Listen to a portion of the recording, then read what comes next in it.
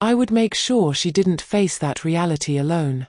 And I would ensure that Blake Thompson never had the opportunity to harm another woman again. Outside the hospital window, Chicago's lights glittered against the night sky as I settled in for another vigil beside my daughter. The battle for justice had just gained powerful new ammunition. And for the first time since finding Olivia in the ICU, I felt absolute certainty that Blake would pay for what he had done. Not just to Olivia, but to all the women whose lives he had systematically destroyed. Squeeze my hand if you can hear me, Olivia. 5 days after my return, my daughter's eyelids fluttered in response to my voice. The medical team had been gradually reducing her sedation, and signs of consciousness had been increasing. Small movements, changes in breathing patterns, and now this deliberate response to verbal commands. Dr. Patel observed with measured optimism as Olivia's fingers weakly contracted around mine. Excellent, he noted, making an entry in her chart. Purposeful movement is a very positive indicator. We'll proceed with removing the ventilator today if her respiratory parameters remain stable. The rush of emotion nearly overwhelmed me. After days of uncertainty, watching machines breathe for my child. This simple gesture, squeezing my hand, felt miraculous. As the doctor left, my phone vibrated with a text from Detective Morales. Thompson located and detained in Key West, attempting to board private boat to Bahamas, being held for Miami-Dade charges first, then extradition to Chicago. Will update when transfer scheduled. Blake's desperate flight had ended. After the yacht incident and credit freeze, he had apparently convinced someone to drive him to Key West, where he'd attempted to bribe a fishing boat captain to take him to the Bahamas. The captain, recognizing him from news reports about the viral meltdown video, had alerted authorities. They've caught him, Olivia, I told her, continuing our one-sided conversations that now seemed increasingly likely to be heard. Blake won't hurt you or anyone else again. Throughout the day, Olivia showed more signs of emerging consciousness.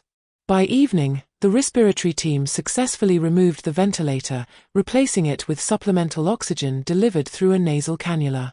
Watching her breathe independently for the first time in nearly 2 weeks brought tears to my eyes.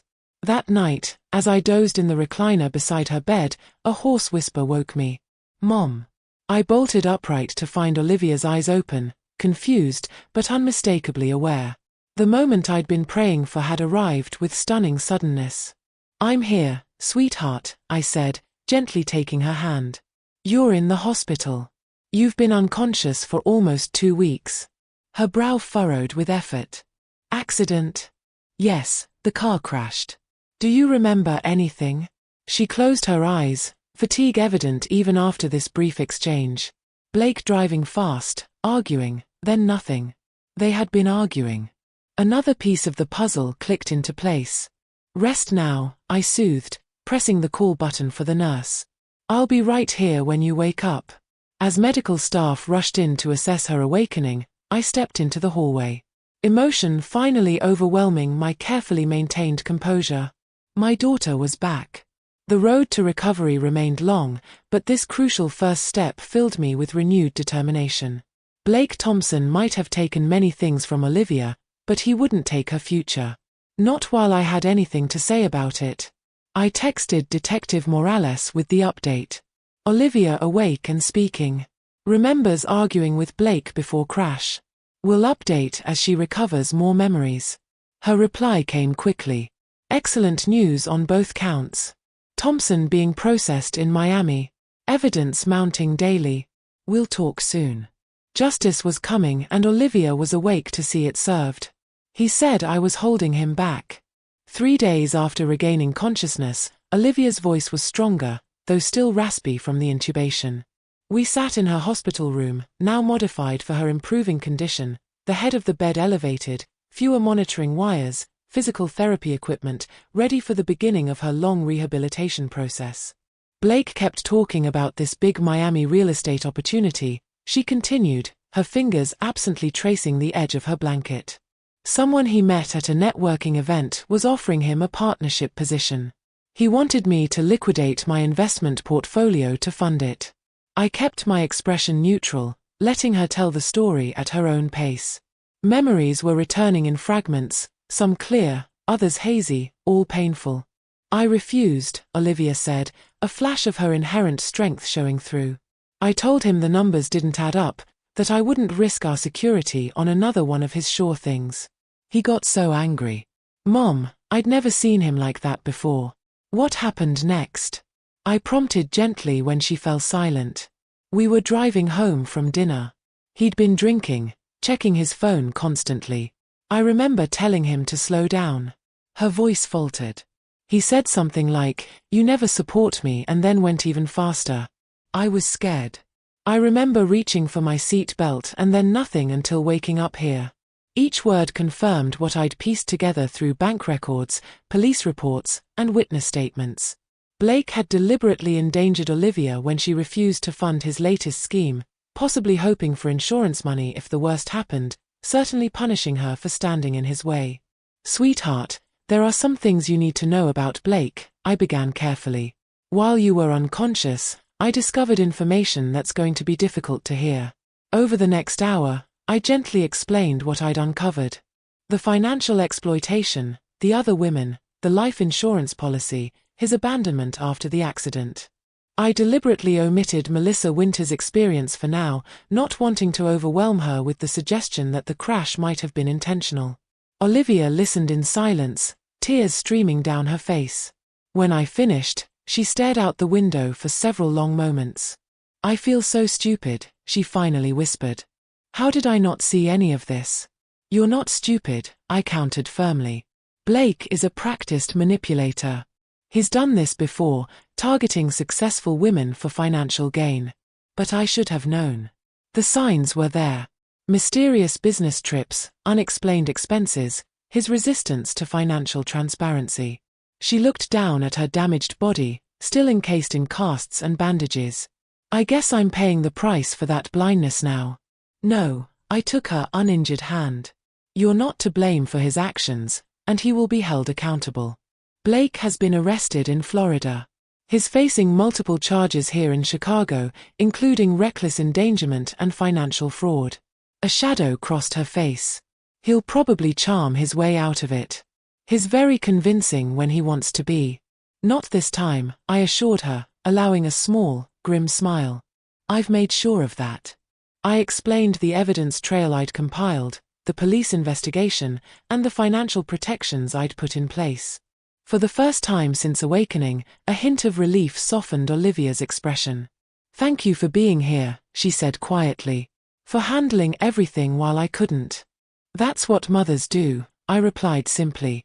Dr. Patel arrived for afternoon rounds, pleased with Olivia's neurological progress, but cautious about the long rehabilitation ahead.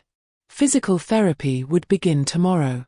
The first step in a recovery process measured in months, not days.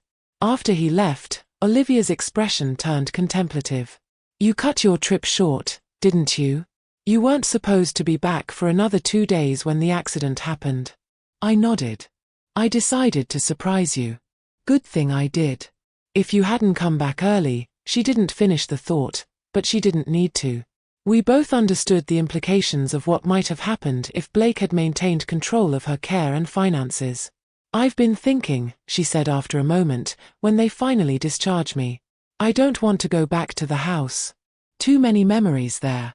"You'll stay with me," I assured her. "I've already started preparing the guest suite on the first floor, so you won't have to manage stairs during recovery." Relief washed over her features. "What about the house? Blake's name is on the deed, too." "Actually, it isn't." I smiled at her surprised expression. "Remember how Blake kept forgetting to sign those final ownership transfer papers? I insisted on keeping the property in your name until those documents were completed. Another instance of maternal intuition I'm particularly grateful for now." For the first time since the accident, Olivia laughed. A small pained sound, but genuine. "You never trusted him, did you?" "Let's say I had reservations," I admitted, "but I respected your choice and hoped I was wrong." "Next time, don't be so respectful," she said dryly. "Just tell me when you think I'm making a terrible mistake." "Deal," I agreed, relieved to see glimpses of her spirit returning despite everything. My phone chimed with a message from Detective Morales. Thompson's extradition approved. Transfer to Chicago scheduled for tomorrow. Prosecutor adding charges based on new evidence from financial investigation. Would Miss Thompson be ready for preliminary statement within the week? I showed the message to Olivia, who straightened slightly against her pillows. Yes, she said firmly. I want to tell them everything I remember. I want him to face consequences for what he did. As I typed the affirmative response, I felt a shift in the atmosphere from shock and grief towards something more resolute. The road to recovery remained daunting, but Olivia was facing it with growing determination. The first sparks of her inherent strength rekindling. Blake had underestimated both Harrison women. A mistake he would have ample time to contemplate from behind bars. Are you absolutely certain you want to do this? I studied Olivia's face, searching for any sign of hesitation. No one would blame you for focusing solely on your recovery right now. 2 weeks after regaining consciousness, Olivia sat in a wheelchair beside me in the small conference room the hospital had provided for this purpose. Despite significant progress, breathing independently, beginning physical therapy, cognitive functions largely intact, she remained physically fragile, her body still mending from devastating injuries. Yet her expression held unwavering resolve. I need to see him, Mom. I need him to look me in the eye after what he did. Detective Morales had arranged this controlled confrontation at Olivia's request. Blake, now in custody in Chicago, had agreed to the meeting, likely hoping to manipulate his way back into Olivia's good graces, unaware that she now knew everything. Remember, this is being recorded, Morales reminded us from her position near the door. Anything said can be used as evidence. I'll be right here the entire time. Olivia nodded, adjusting the light blanket covering her legs. The surgical incisions, casts, and visible bruising told the story of Blake's recklessness more eloquently than any words could. When the door opened and officers escorted Blake in, I felt Olivia tense beside me. He looked markedly different from the charming son-in-law I remembered, unshaven, hollow-eyed, the confident posture replaced by slumped shoulders. The orange jumpsuit completed the transformation from successful real estate broker to criminal defendant. His eyes widened at the sight of Olivia's injured state, a flicker of genuine shock crossing his features before his expression rearranged into practiced concern. Liv, he began, his voice soft with rehearsed emotion. My God, I've been so worried. They wouldn't let me see you. Olivia said nothing, simply watching him with an intensity that seemed to unnerve him. This is all a huge misunderstanding, he continued, directing his gaze to include me. Rebecca, you have to believe me. I panicked after the accident. It was traumatic seeing Olivia injured, and I made terrible choices afterward, but I never intended any harm. The performance was impressive, the right mix of remorse and earnestness, the subtle quiver in his voice, suggesting overwhelming emotion. Had I not seen the evidence of his true nature, I might almost have believed him. Olivia still hadn't spoken, her silence forcing Blake to fill the uncomfortable void. The money, the trip to Miami. I can explain everything. I was raising funds for your medical care, networking with potential investors who could help with the expenses. His expression turned pleading. You know how much I love you, Liv. Everything I've ever done was for our future together. Finally, Olivia spoke, her voice quiet but steady. Tell me about Jennifer Sanderson. Blake froze.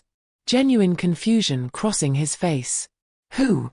The wellness coach in Tampa. The one you've been sending my money to since 2 months after our wedding. Olivia's gaze never wavered. Or maybe you'd prefer to explain the life insurance policy you took out on me without my knowledge. The mask slipped just for an instant before Blake attempted to recover. Liv, these accusations are coming from a place of misunderstanding. Your mother has been filling your head with, stop. Olivia raised her hand, the 4 lines still attached to her wrist. A stark reminder of her condition. I've seen the evidence, Blake. All of it. The transfers, the other women, the attempted escape to Mexico. I remember you speeding up when I told you to slow down. I remember you checking your phone instead of watching the road. The pretense of innocence disappeared entirely, replaced by cold calculation as Blake realized the performance wasn't working. His eyes darted to Detective Morales, Then back to Olivia. "You have no idea what you're doing," he said, voice hardening. "Without me, you're nothing." Olivia smiled then, a small, knowing smile that seemed to unsettle Blake more than any accusation. "No, Blake. Without you, I'm safe, and you're going to prison for a very long time." She nodded to Detective Morales, signaling she'd heard enough. As officers moved to escort Blake out, he turned back, desperation replacing calculation. "Olivia, please, we can work this out. Everything I did for us." But Olivia had already turned away, her eyes meeting mine with quiet triumph, despite the tears gathering there. She had faced her betrayer and emerged stronger, the first significant victory in her journey toward both physical and emotional healing. As the door closed behind Blake, I squeezed my daughter's hand gently. No words were necessary. We both understood what had just happened. Olivia had reclaimed her power from the man who had tried to destroy her. And it was just the beginning. Just 5 more steps, Olivia. You're doing great. 3 months after the accident, my dining room had been transformed into a makeshift physical therapy center. Exercise mats covered the hardwood floor. Resistance bands hung from doorknobs and a set of parallel bars installed by professionals dominated the space where my antique mahogany table had once stood. Olivia gripped the bars tightly, sweat beading on her forehead as she forced her healing body forward. Each step represented a small victory against the injuries that had nearly claimed her life. The wheelchair sat empty at the end of the bars, a reminder of how far she'd come and how far she still had to go. "Last one," encouraged Megan, the physical therapist who came to our home 3 times weekly. "Push through it." With a determined grunt, Olivia completed the final step, then sagged slightly against the bars. "Done," she announced, triumph evident despite her exhaustion. "That's 2 more than yesterday," Megan noted, making an entry in her treatment log. "Your endurance is definitely improving." I watched from the doorway, a cup of tea cooling in my hands, unwilling to interrupt this hard-won moment of achievement. Olivia's recovery had progressed in fits and starts. Neurological function returning more quickly than physical strength. Cognitive processing occasionally lagging behind both. The traumatic brain injury had left subtle deficits that revealed themselves in unexpected ways. Difficulty finding words, sometimes emotional regulation challenges, persistent headaches that medication only partially addressed. Yet her determination never wavered. Each setback seemed to fuel her resolve rather than diminish it. "Mom, did you hear?" Olivia called, spotting me in the doorway. 2 more steps than yesterday." "I heard," I replied, entering the room as Megan helped her transfer back to the wheelchair. "Absolutely fantastic progress. At this rate, we might transition to a walker within a few weeks," Megan suggested, packing her equipment. "Though, we'll take that decision day by day based on stability and endurance." After the therapist departed, I wheeled Olivia to the kitchen for lunch. These ordinary moments, sharing meals, discussing news, planning small outings to the garden when weather permitted, had taken on profound significance. Each represented normalcy reclaimed from the chaos Blake had created. "Detective Morales called while you were in therapy," I mentioned, setting a plate of chicken salad before her. "Blake's legal team is pushing for a plea deal." Olivia's hand paused halfway to her water glass. "What kind of deal?" "They're offering guilty pleas on the financial fraud and reckless endangerment charges in exchange for dropping the attempted murder investigation." The prosecutor had been building a case that the accident wasn't simply reckless driving, but a deliberate attempt on Olivia's life. Melissa Winter's testimony about her similar experience with Blake, combined with the life insurance policy and his immediate abandonment after the crash, created a compelling narrative of premeditation. "What does Morales recommend?" Olivia asked, her voice carefully neutral. She believes the evidence supports continuing with all charges, but acknowledges that attempted murder cases with circumstantial evidence can be challenging to prove beyond reasonable doubt. I kept my tone factual, allowing Olivia space to form her own opinion. The proposed plea would still result in significant prison time, 8 to 12 years. A full trial with all charges could potentially mean 20+ years if convicted, or an acquittal on the most serious charges if the jury isn't convinced. Olivia considered this as she ate. The deliberate movements reflecting the occupational therapy exercises she practiced daily, rebuilding fine motor control alongside gross motor skills. "What would you do?" she finally asked. I chose my words carefully. "I believe in certainty over potential. A guaranteed decade in prison means Blake can't harm anyone else during that time. A trial means reliving everything in excruciating detail with no guaranteed outcome." "That's my thinking, too," Olivia nodded. "I want this chapter closed so I can focus entirely on rebuilding my life, not relitigating how he destroyed it." Her practical approach made me proud. Another sign of the resilient woman emerging from this ordeal. Where Blake had seen weakness to exploit, I saw extraordinary strength being forged through adversity. "I'll call Morales back and let her know your thoughts," I promised. "Your input will carry significant weight in their decision." After lunch, I helped Olivia transfer to the comfortable recliner in the sunroom, her favorite afternoon spot where physical comfort met mental stimulation. Books, tablets, and sketchpads surrounded her, tools for both entertainment and cognitive rehabilitation. "The financial team called this morning, too," I mentioned as I adjusted her leg support. "They've recovered approximately 70% of what Blake diverted from your accounts. The remainder was spent, but they believe the restitution order will eventually recover that as well. Honestly, I care less about the money than making sure he can't do this to anyone else," Olivia admitted.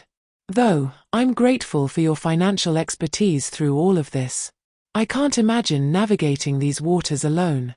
"You would have managed," I assured her. "You're more capable than you give yourself credit for." She smiled ruefully.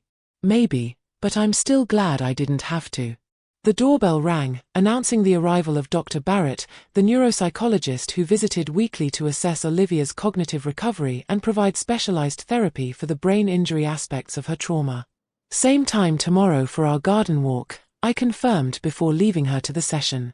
"Wouldn't miss it," Olivia replied. "I'm aiming for 3 laps tomorrow." In my home office, I returned Detective Morales' call, relaying Olivia's thoughts on the plea deal. Then I opened my laptop to review the latest updates from Timothy regarding Blake's frozen assets and the ongoing financial recovery efforts.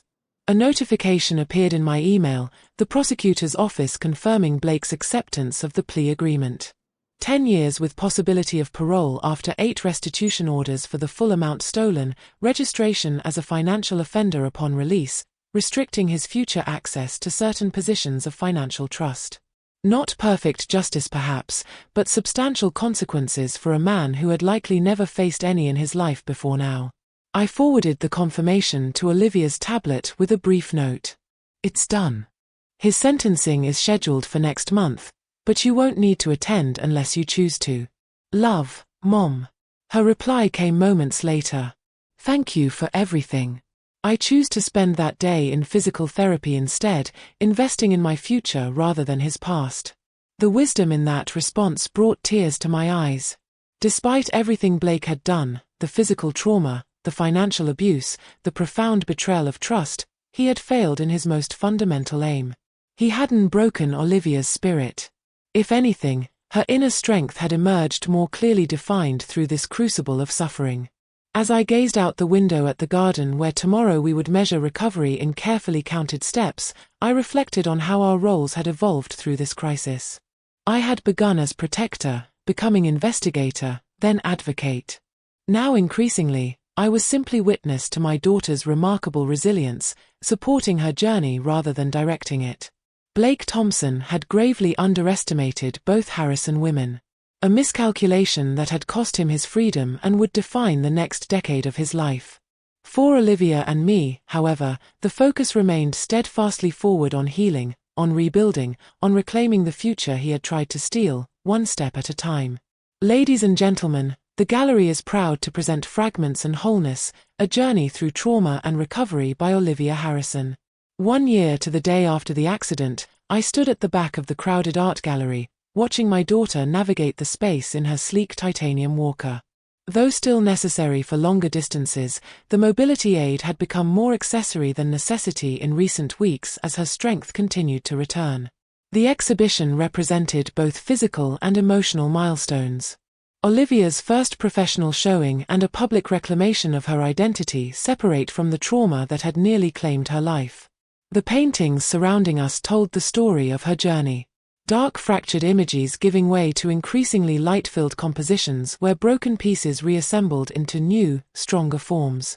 "Mom, come meet the curator," Olivia called, spotting me across the room. Her voice, once weakened by ventilator trauma, had regained its natural timbre. "She's interested in taking the exhibition to New York next spring." I made my way through the appreciative crowd, noting the red-soled dots already appearing beside several pieces.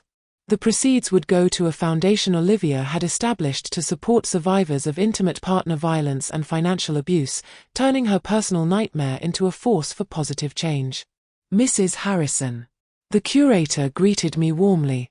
"Your daughter's work is extraordinary. The technical skill is impressive, but the emotional journey she captures, that's what makes these pieces truly remarkable." "Thank you," I replied, squeezing Olivia's hand gently. I couldn't agree more. Later, as the successful opening wound down, we shared a quiet moment in front of the exhibition centerpiece, a large canvas titled Awakening that depicted a female figure emerging from fractured darkness into vibrant light. "I couldn't have created any of this without you," Olivia said softly. "Not just the practical support through recovery, but the way you showed me what real strength looks like." "You had that strength all along," I countered. "I just helped clear the obstacles so you could recognize it in yourself. Either way, I'm grateful." She adjusted her position, still mindful of balancing her weight evenly as her right leg occasionally protested prolonged standing. "Have you seen the reviews online? They're calling the exhibition a powerful testament to resilience and unflinchingly honest about trauma without being defined by it." Pride swelled within me, not just for the artistic achievement, but for the emotional milestone it represented. Olivia had transformed her experience, metabolizing pain into creativity, trauma into connection with others who might benefit from her story. "The foundation received 3 major donations during the opening," she continued, checking the notification on her phone, including one from Timothy's bank for their community outreach program. Timothy had remained a steadfast ally throughout the past year, helping Olivia rebuild her financial independence with the same dedication he'd shown in freezing Blake's access that first desperate day. His bank's donation to her foundation represented a full-circle moment neither of us could have imagined amid the hospital monitors and ventilator alarms. "Detective Morales called yesterday," I mentioned, as we prepared to leave the gallery. "Blake's appeal was denied.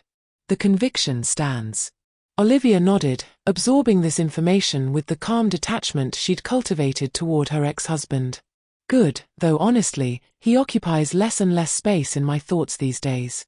The most profound victory, perhaps. Blake's diminishing relevance to her present and future." Outside, Chicago's spring evening welcomed us with gentle warmth. Olivia had progressed far enough in physical therapy to manage the 3 blocks to the restaurant where we had dinner reservations. I walked beside her, matching my pace to hers, ready to support but not hovering. "Do you remember what you told me in the hospital after I first regained consciousness?"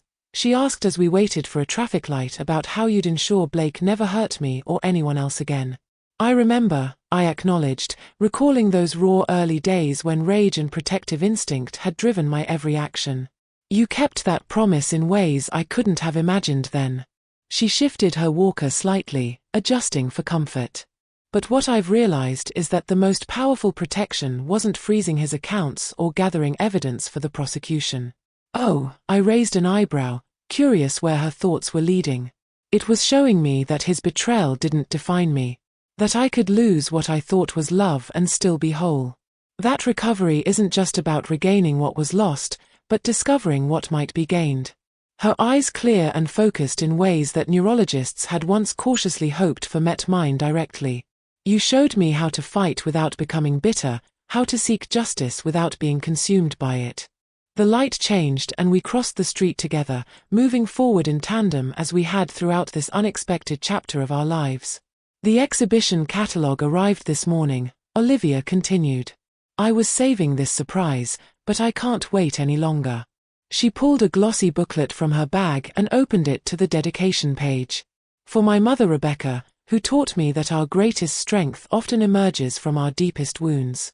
Your fierce love and unwavering presence transformed a nightmare into a path forward. This journey of fragments becoming wholeness belongs to both of us. Emotion tightened my throat as I read the words, recognizing in them the extraordinary woman my daughter had become, not despite her trauma, but in conscious integration of it into a larger, more compassionate understanding of life's fragility and resilience.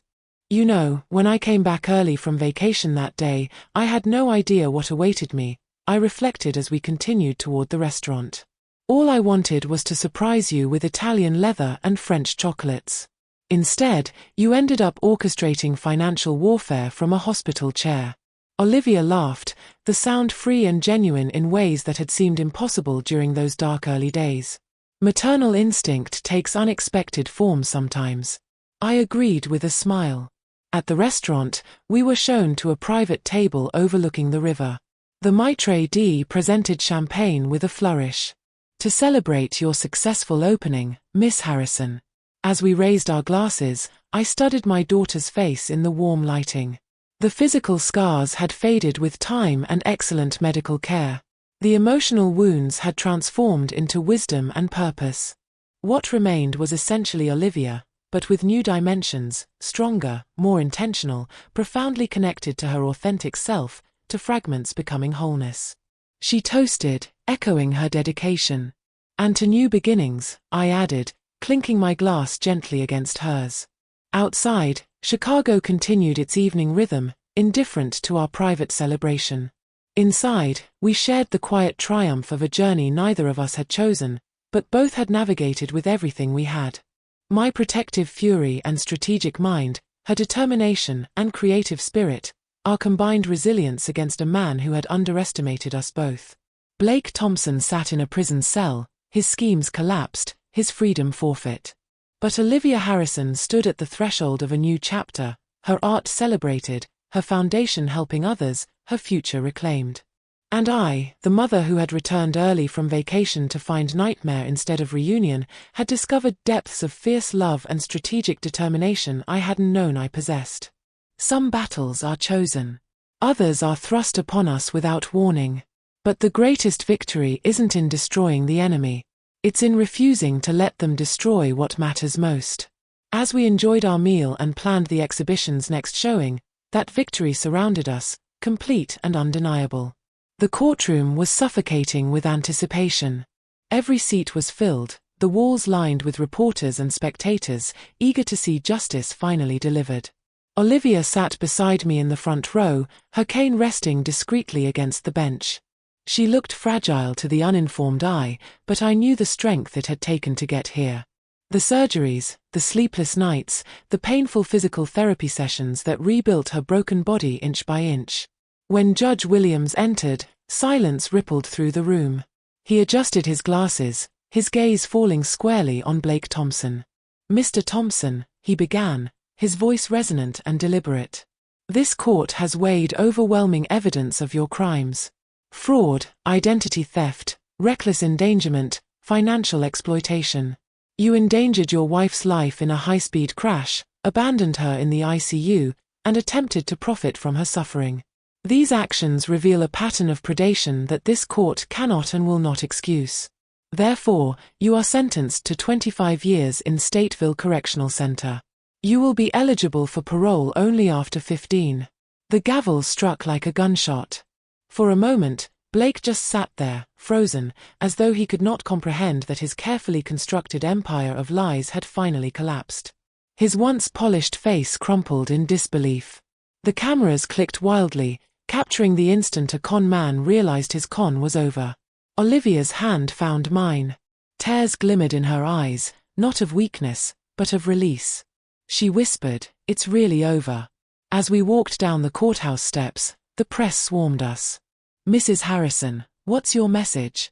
"Olivia, what do you want women watching to know?" Olivia paused, her cane tapping against the concrete, her voice steady and strong. "Don't ever ignore your instincts. Don't ever think you're powerless, and never let anyone convince you that you don't deserve better. If it happened to me, it can happen to anyone. But you can rise again." Applause erupted. The flash of cameras blurred into white light, but I could see it clearly. The spark of inspiration in women's eyes across the crowd. 18 months later, I entered a very different space, the visiting room at Stateville Correctional Center. The fluorescent lights hummed harshly, reflecting off scratched tables and bolted plastic chairs. Blake shuffled in, dressed in standard issue blue. His broad shoulders had shrunk. His once perfect hair was uneven. His trademark smile dulled and yellowed. The predator's eyes that had once manipulated boardrooms and bedrooms now held only the weary glaze of a man who had learned the hard way that charm was worthless behind bars. Inmate 47291, the guard called. He sat opposite me, avoiding my gaze. "Why are you here?" His voice was stripped of bravado. "I came," I said calmly, "to remind you that you didn't win.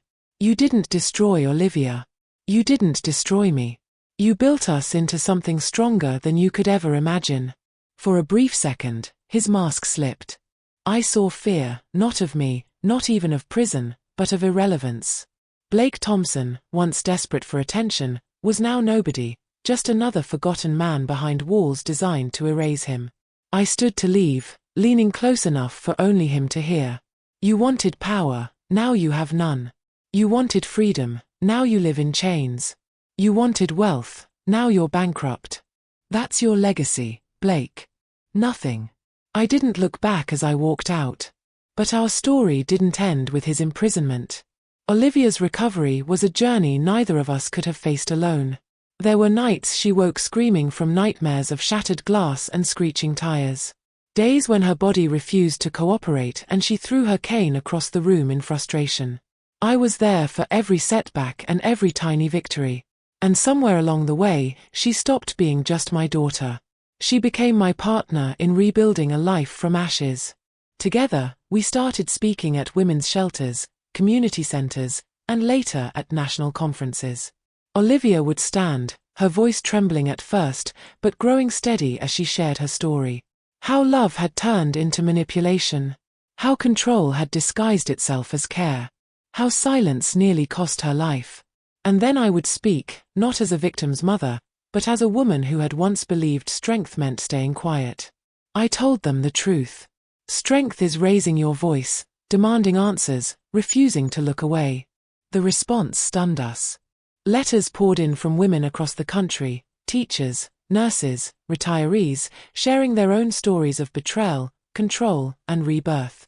They told us that hearing Olivia's courage gave them the strength to leave toxic marriages, report fraud, or simply reclaim their own voices after years of silence. One woman in her 70s wrote, "I thought it was too late for me, but you showed me that it's never too late to start again." That letter now sits framed on Olivia's desk. Life didn't become perfect. It never does. But it became ours again. We traveled sometimes to the very European streets where my nightmare had begun. This time Olivia walked beside me slower than before, but freer. We laughed in Parisian cafes, strolled Venetian canals, and bought matching leather journals in Florence where we wrote down dreams we once thought we'd lost. Everywhere we went, women stopped us. "You don't know me," they'd say, "but I know you. And I left because of you. I started over because of you." Olivia always smiled and told them, "No, you did that yourself." I realized then that Blake's greatest mistake wasn't underestimating me. It was underestimating the resilience of women everywhere. The quiet power that erupts when one story inspires another and then another until silence itself is broken. On the second anniversary of Olivia's accident, we returned to the hospital where it all began. Room 412 was now occupied by another patient. But as we walked past, Olivia squeezed my hand. "I used to think that was the room where my life ended," she said softly. "Now I think it's where my new one began." I nodded, tears rising, but not from grief, from gratitude. Blake Thompson remained behind bars, his name fading from headlines, his voice silenced. But our story, our truth had taken on a life of its own. And as I looked at my daughter, alive, stronger, unbroken, I knew this was the ending women everywhere needed to hear. We survived. We rose. And so can you.